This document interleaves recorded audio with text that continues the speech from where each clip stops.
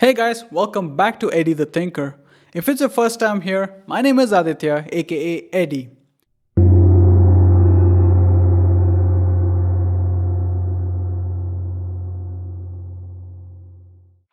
Today, let's start with a game.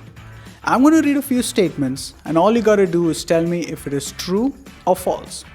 Simple. You can make a note of it on a piece of paper, or you can count the number of true or false statements in your fingers, or you can let me know in the comment section below. But please, be honest. Alright, we ready? Let's get started. Most people use 10% of their brain power. Playing Mozart's music to infants boosts their intelligence.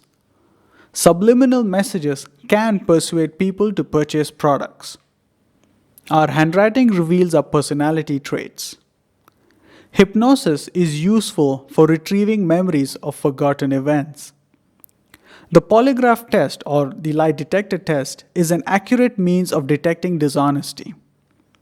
Opposites attract. We are romantically attracted to people who differ from us. People with schizophrenia have multiple personalities. Criminal profiling is helpful in solving cases. People's responses to ink blots tell us a great deal about their personalities. Researchers have demonstrated that dreams possess symbolic meaning. Now, tell me, how many statements did you think were true? Was it 1, 3 or 4, 7 or 8, or perhaps all of them? I hate to break it to you, but all the statements were false. Scientific research have shown that all those statements are false. Now, think back to how you get information, and especially for the statements you thought were true, think back how you got those information. There are 4 ways human beings obtain information: through their senses, from authority figures, so think like your teachers, elders in your family, using thought and logic to analyze what is true and what is not, and by observing the world around them. Now the real question is, how trustworthy is the information we obtain? Irrespective of the source, senses, people, doesn't matter.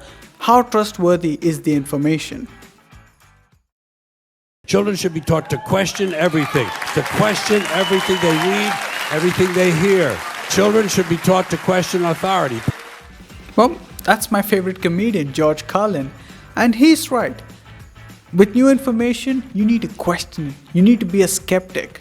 Do not trust the new information unless you have enough evidence supporting it. Skepticism is the application of reason to any and all ideas. By being skeptical, we are waiting for compelling evidence before we believe. You know what the sad part is? We all used to be curious. Remember as kids, all we used to do is why, how come, what is this, why can't I eat tacos today? And then what happened? You annoyed your parents and they tell you to stop asking so many questions. And then you go to school, you try doing that in class and they say stop disturbing the class, talk to me later, or that's not in the exam.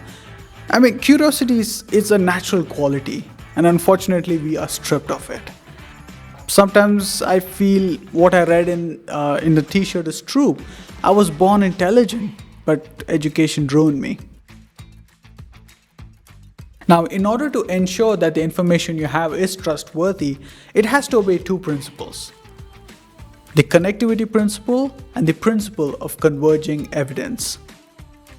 The connectivity principle states that the new information must account for or connect with established facts. If it contradicts what is known, you're probably looking at false information. Think of it like a jigsaw puzzle.